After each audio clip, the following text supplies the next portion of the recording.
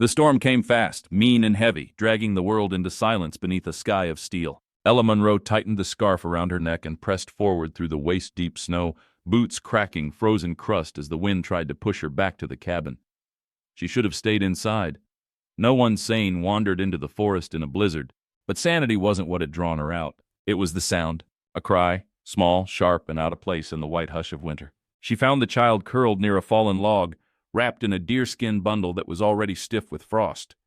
The baby was burning with fever beneath the snow, dark eyes fluttering open, lips blue. Ella didn't hesitate. She scooped the child up, held the tiny body close to her chest, and turned back toward her cabin, 3 miles through snow and shadow.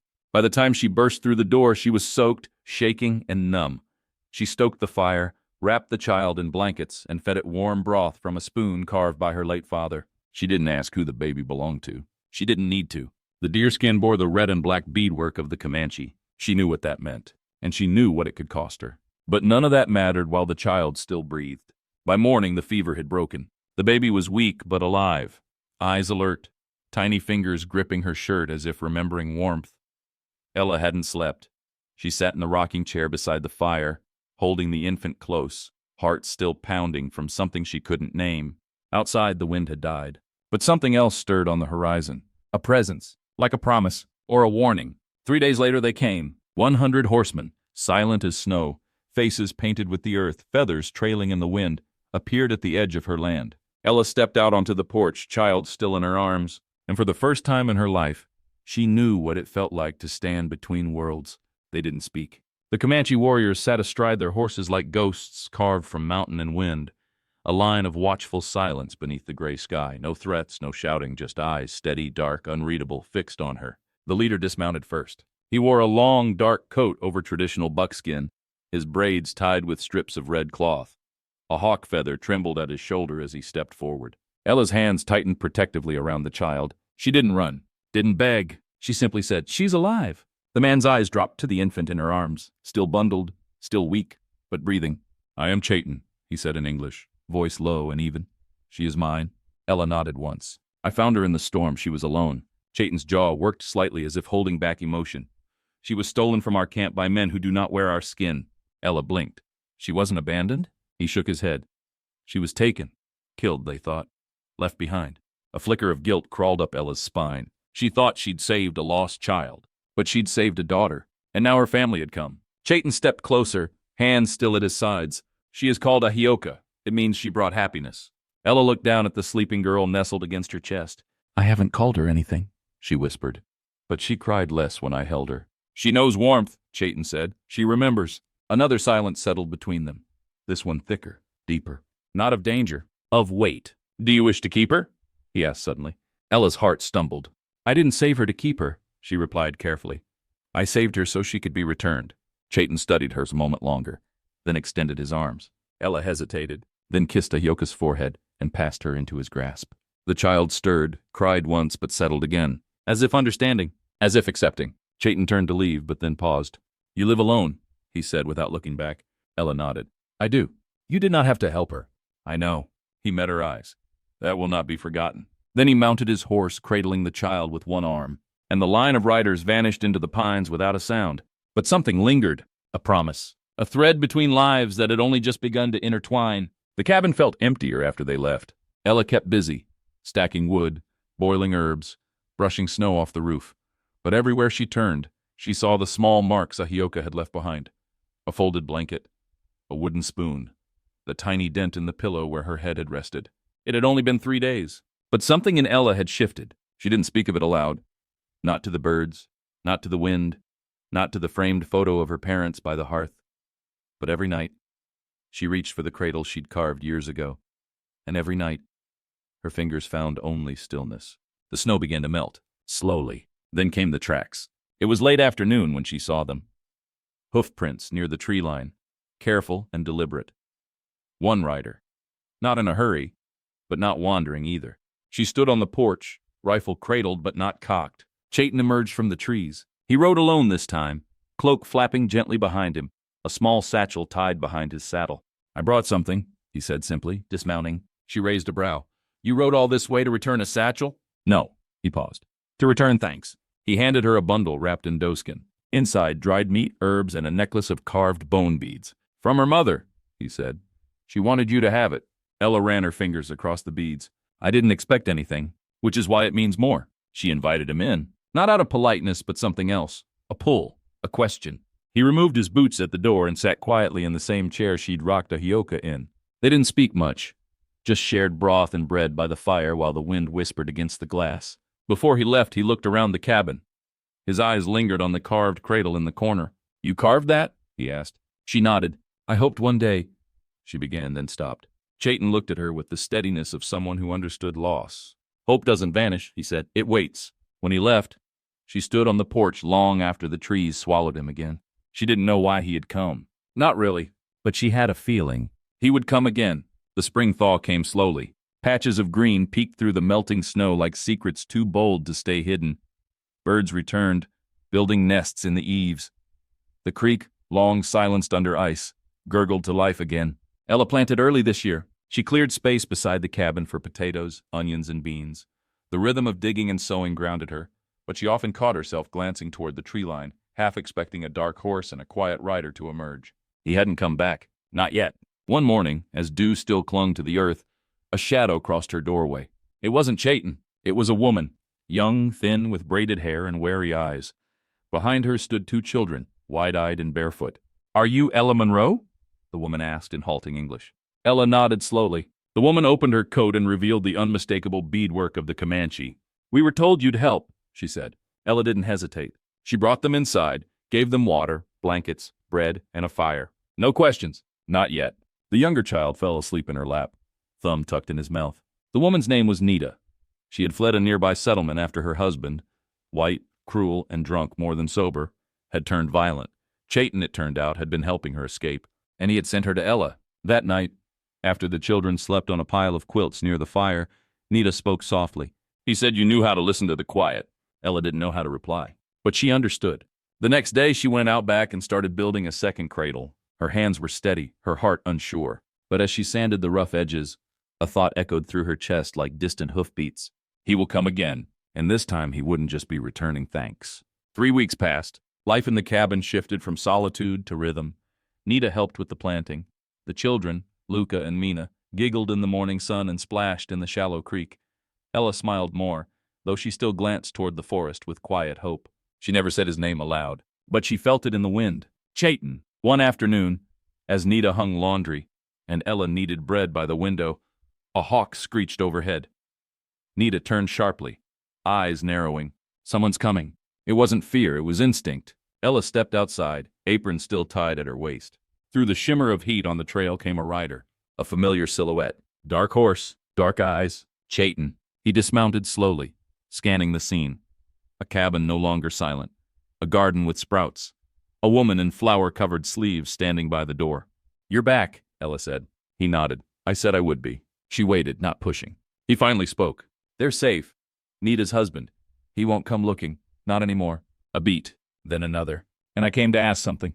Nita appeared in the doorway behind Ella, holding Mina, with Luca peeking from behind her legs. Chayton looked at the children, then at Ella. "I'm leaving the old pass. Too many ghosts. I've got land farther south. Nothing on it yet. Just space and sky." He took a breath. "But it could hold more." Ella's lips parted. "You're asking me to go?" He shook his head gently. "I'm asking if you want to build something. Together." The sun slipped lower. The air hung heavy with the weight of choice. But inside her heart, Ella already knew. She'd been carving cradles for years. Now, maybe it was time to fill them. With laughter, warmth, stories by firelight, and something she had once thought forever buried beneath snow. Hope. They left at dawn. Not because they were running, but because they were ready. Ella packed little. A few blankets, a worn book, her mother's wooden spoon. Nita, with Luca asleep on her back, guided Mina by the hand. Chayton waited with 2 horses and a small wagon, already filled with supplies he'd brought from the southern edge of the valley. The trail wound through pine-covered hills and narrow passes still glazed with ice. But their silence wasn't empty anymore. It was full of breath and thought and something Ella had almost forgotten. Belonging. On the 3rd evening, they reached the new land. No fences, no buildings, just a field kissed by wildflowers and rimmed by forest. A shallow stream ran not far from where the hill sloped into a grove. Ella stepped down and took it all in. It's beautiful, she whispered. Chayton nodded. But it's not a home yet. Nita stood beside her, arms crossed. Then let's make it one. They worked together. Ella and Nita raised a tent for the first nights. Chayton cut beams and drove posts for the new cabin. Luca helped carry nails, and Mina made up songs while gathering pebbles by the stream. Every evening they ate by firelight.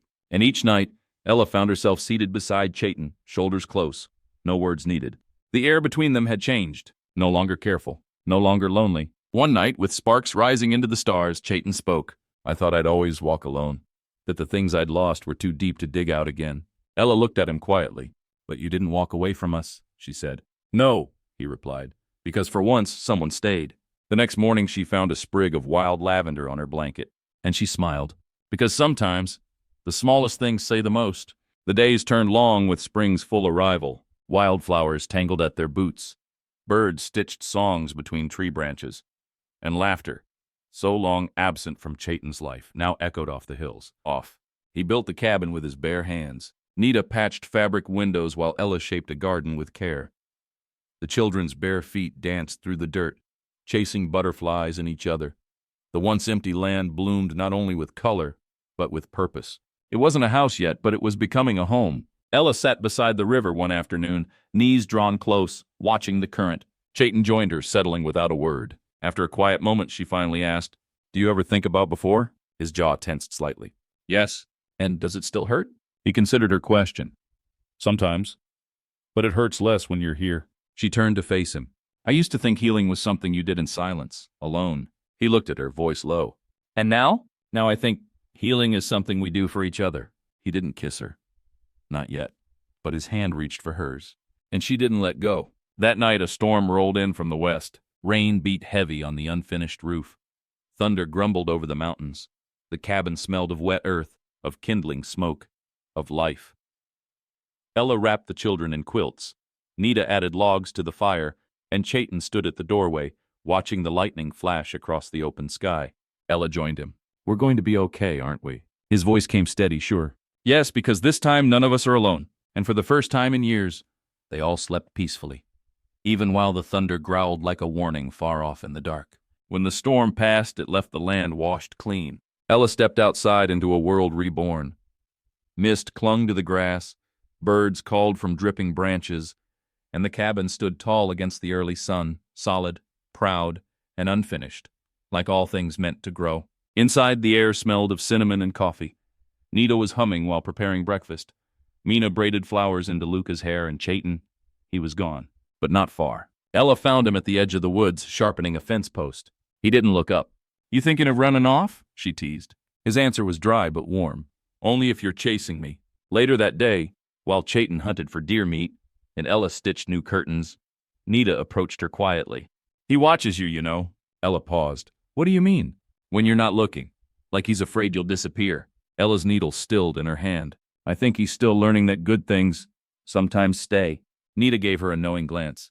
Then show him. That evening, Chayton returned with a small deer and a small smile. He handed Ella a sprig of juniper. It keeps spirits away, he said. She raised an eyebrow. Superstitious? He shrugged. Maybe. Or maybe I just wanted an excuse to bring you something pretty. The fire was warm that night.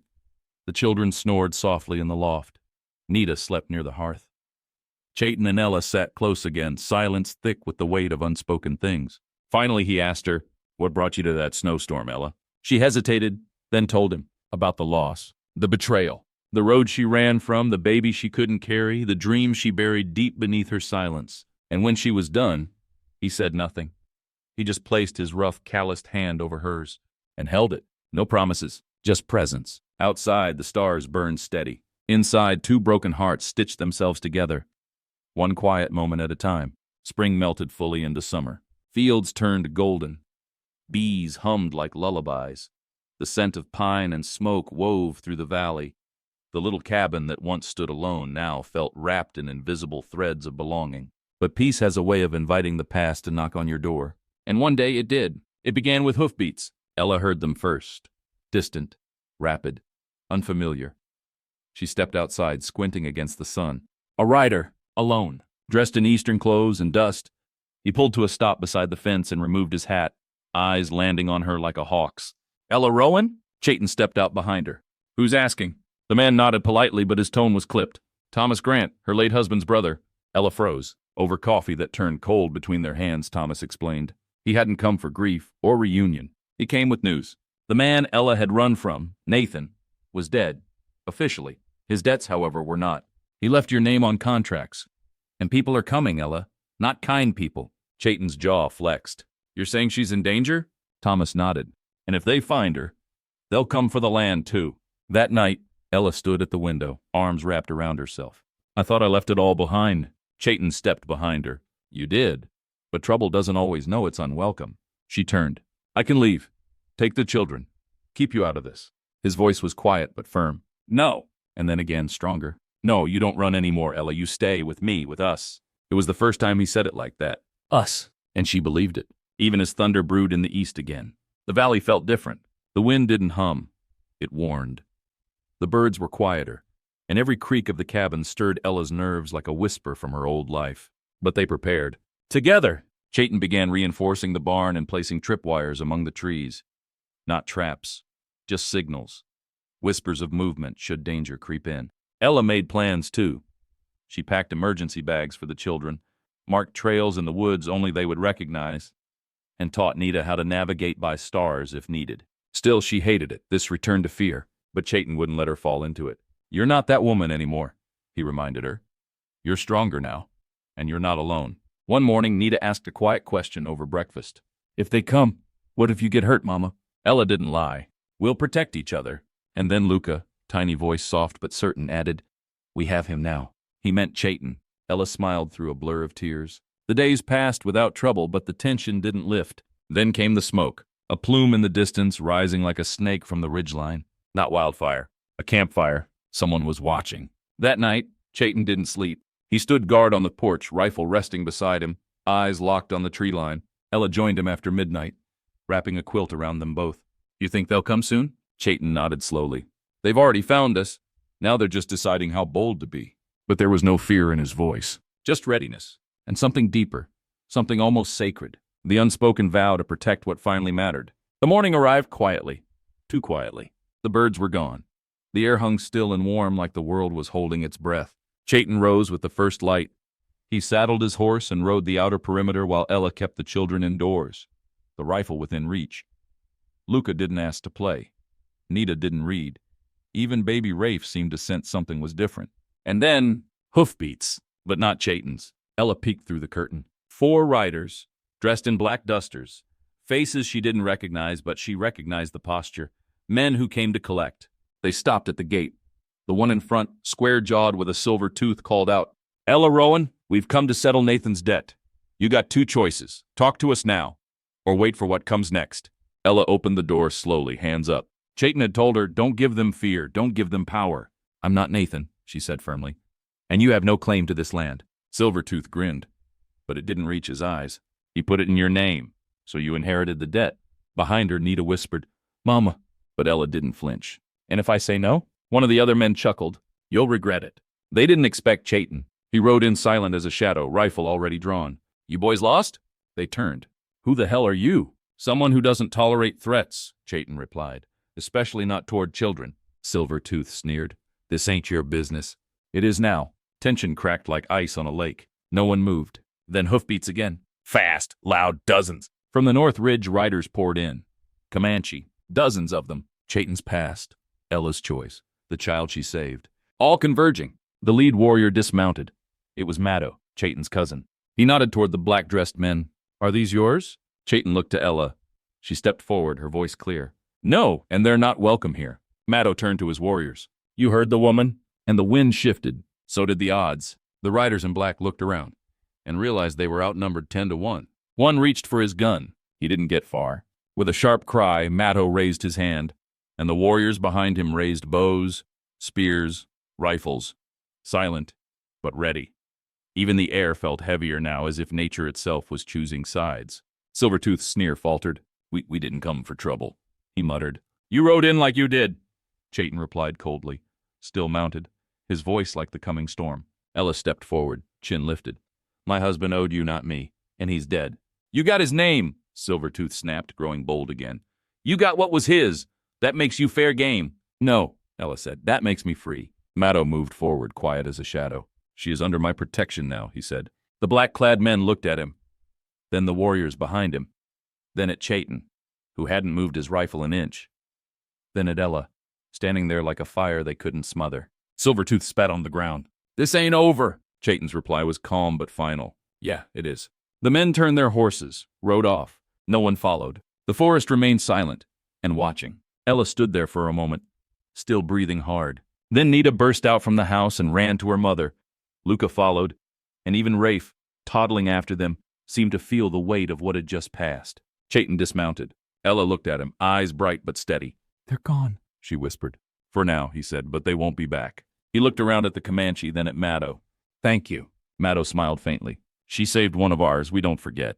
Then he turned his horse, and as quickly as they had appeared, the warriors faded into the pines. Back inside, Ella finally allowed her hands to shake. Chayton wrapped his arms around her. You stood tall today, he said. She looked up at him, voice barely a whisper. I didn't know I could. You didn't have to know, he replied. You just did. The calm that settled over the cabin wasn't just relief. It was transformation. The threat was gone. For now. But something in Ella had shifted, like the frost on a window pane beginning to melt under the light of morning. For the first time in years, she could breathe without flinching. Chayton noticed it too. She moved differently, no longer small or shadowed. She walked with quiet confidence, her eyes clearer, her voice steady when she gave Rafe his porridge or taught Nita how to use the sewing needle without pricking her fingers. The fear had not vanished. It had simply lost control. One late afternoon, Chayton found her brushing the mare. The sun dipped low, casting golden light over her hair. You ever think about leaving? She asked, still brushing. He didn't answer immediately. I used to. After my brother died, I thought I'd disappear up north, live among trees no man had named. She turned to him. Why didn't you? He looked at her, really looked. Because then I wouldn't have been here. When you showed up in the snow. Ella smiled, heart thudding softly. That night, as the fire crackled low and the children were tucked safe under patchwork quilts, Ella and Chayton shared a silence thick with meaning. Not the silence of strangers. The silence of people who had seen each other at their lowest and stayed. She turned to him and asked, Would it be too strange if I called this home? Chayton leaned in, voice rough and gentle. Only if you didn't. Outside, snow began to fall again. Quiet, soft. Inside, the warmth of something more than fire grew between them. Something earned. Something real. Winter lingered longer than expected. Snow continued to fall in gentle sheets, blanketing the land with a quiet grace. Life at the cabin adjusted. More wood was chopped, more layers were worn, and more moments, precious, fleeting, healing, were shared. For Ella, each day was another stitch sewn into the fabric of home. The children thrived. Nita, ever curious, began reading by firelight from old books Chayton had kept tucked away. Rafe grew bold, tagging after Chayton during chores, asking a million questions with each step. Luca learned how to whistle, loudly and often. They laughed more now, trusted more. The bruises of their past hadn't vanished, but they had begun to fade beneath joy and gentleness. One evening, as Ella stirred stew on the stove, Chayton surprised her. He placed a box, small, carved, and delicate, on the table. What's this? She asked. Something I've been saving. Inside was a necklace, handmade. Silver with a simple turquoise stone in the center. The craftsmanship was imperfect but intentional, every edge shaped with care. I know it's not much, he said, voice gravelly, but I wanted you to have something that wasn't about survival. Just beauty. Ella touched the pendant with trembling fingers. It's more than I ever thought I deserved. You deserve everything, Ella. That night, she wore it proudly, even as the children giggled and teased her for being fancy indoors. But for Chayton, it was a turning point. Not a proposal, not yet, but a promise. One he intended to keep. Because this wasn't just shelter anymore. It was love, slow-growing, snow-fed, strong as the pines that guarded their land. The sun returned slowly, golden and hesitant. By late February, the snow began to melt. Not in great floods, but in quiet surrender. Patches of earth emerging near tree trunks, and the distant sound of trickling creeks returning to life. It was subtle, but the mountain was changing, and so were they. One morning, Ella stepped outside before the others awoke. She stood on the porch barefoot, eyes closed, letting the crisp breeze touch her face. For the first time in years, she wasn't afraid of what came next. Behind her, she heard the door creak. Chayton stepped out, wrapping a wool blanket around her shoulders. You always rise before the sun? Sometimes. Old habits. She smiled faintly. You forget how good it feels to be still. That day, he took her to the ridge. It was the highest point of his land, a place he hadn't visited since his brother's burial. But this time, he wasn't alone. They sat in silence for a long while. "I used to come here when things got too heavy," he admitted, voice almost swallowed by the wind. "Sometimes I'd scream. Sometimes I'd just sit and wait for the sky to break." Ella reached for his hand. "You don't have to carry it all alone anymore." He looked at her, not surprised, but grateful, like her words had unknotted something inside him. That night, as the stars spilled across the sky, Chayton read a letter aloud to the children, something their mother had written years ago, saved in a folded apron. It was a message about kindness, about believing in people again. They listened wide-eyed, and when it ended, Nita asked, "Do you think Mama knows we're safe now?" Ella hesitated, then nodded slowly. "I think she knows, and I think she's proud of you." The cabin was still small, the winters still long, but now there was warmth in every corner, the kind that stays. Spring whispered its arrival through softer winds and the sound of water running freely once more. Tiny buds clung to stubborn branches. Birds returned, chirping songs that hadn't graced these woods in months. And inside the cabin, life began to stretch beyond mere survival. Chayton decided it was time to take the children into town. They'd avoided it since the day Ella arrived, partly for safety, partly for healing. But now the kids had grown restless, and Ella, she wanted to stop hiding. "You sure?" Chayton asked. She nodded. "If I keep pretending the world isn't out there, I'll never feel free in it." They rode into town in a wagon, with Luca and Rafe bouncing in the back, and Nita seated proudly beside Ella. Eyes followed them. Some faces softened, others stiffened. Small towns remembered things. Rumors, ghosts. But Ella walked with her chin high, her hands steady, and the necklace Chayton gave her around her neck. Inside the general store, an older woman paused and said, "You're the one that fella took in, aren't you?" Ella didn't flinch. "I'm the woman raising 3 good children and helping run a ranch. That's who I am." A silence passed. Then came a surprising smile. "Good. That town needed someone like you." On the way back, the children chattered about the treats they'd bought, the wildflowers beginning to bloom, and the way everyone stared at Chayton's beard like he was some mountain legend. Ella watched Chayton out of the corner of her eye. He looked lighter, as if letting the world see them hadn't just exposed their life, but validated it. Later, when the stars returned, she whispered, "I wasn't sure I'd survive this winter." He turned to her slowly.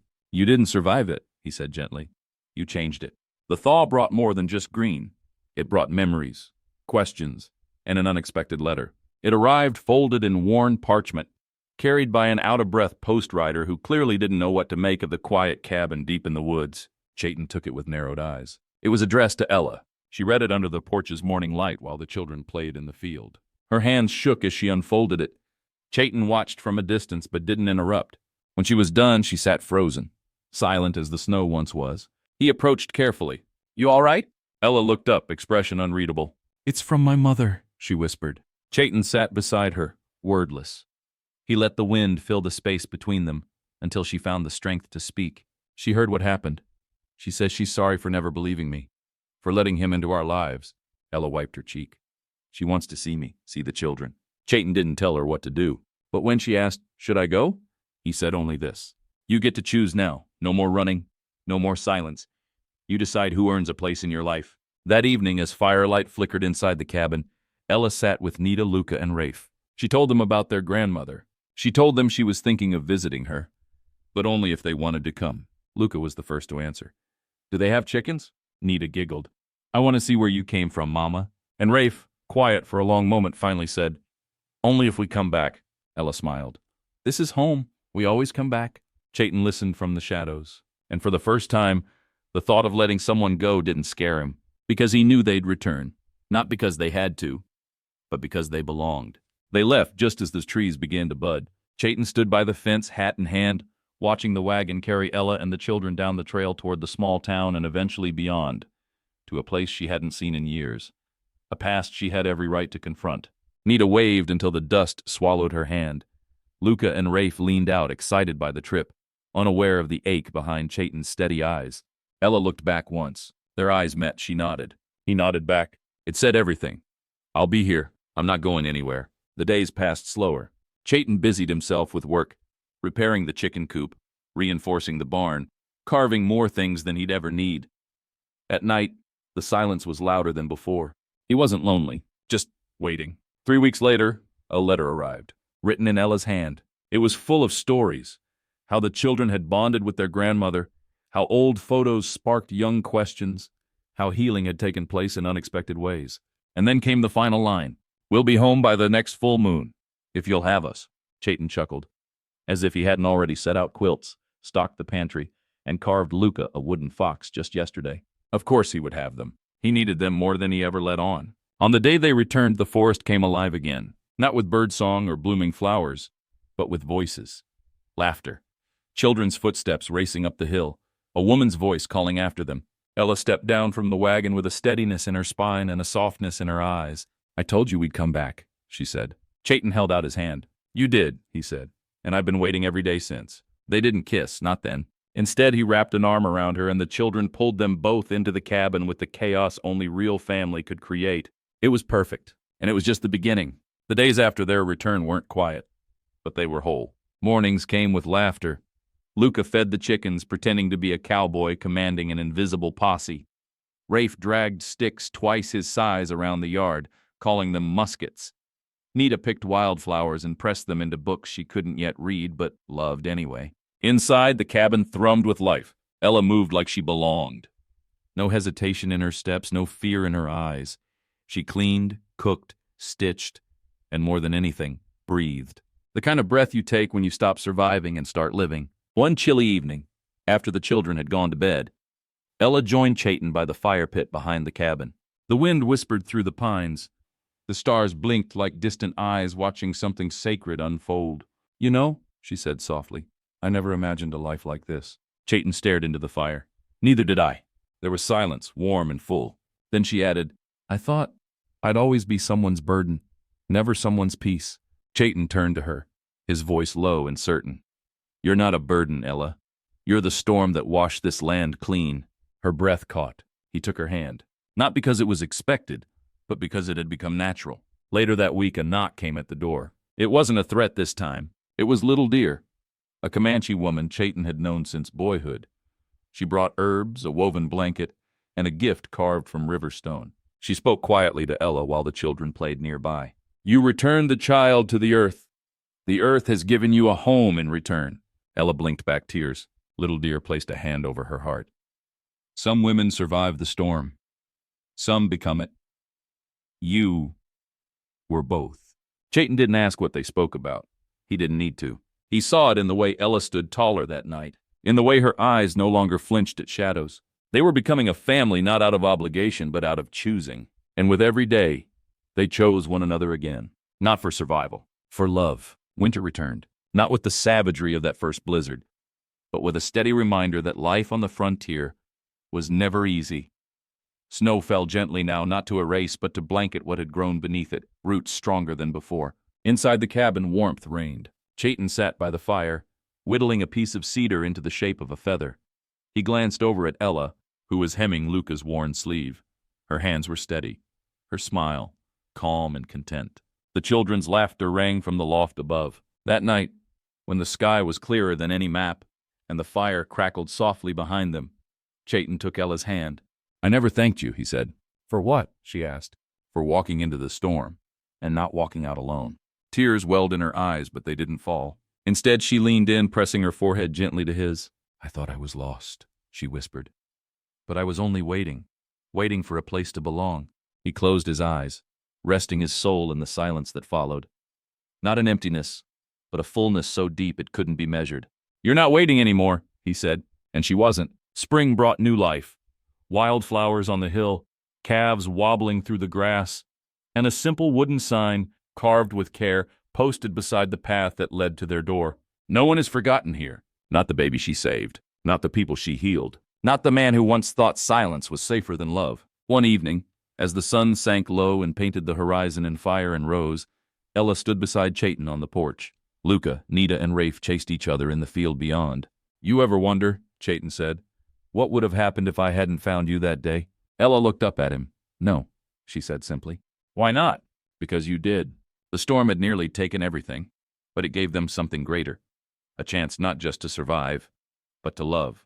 Forever.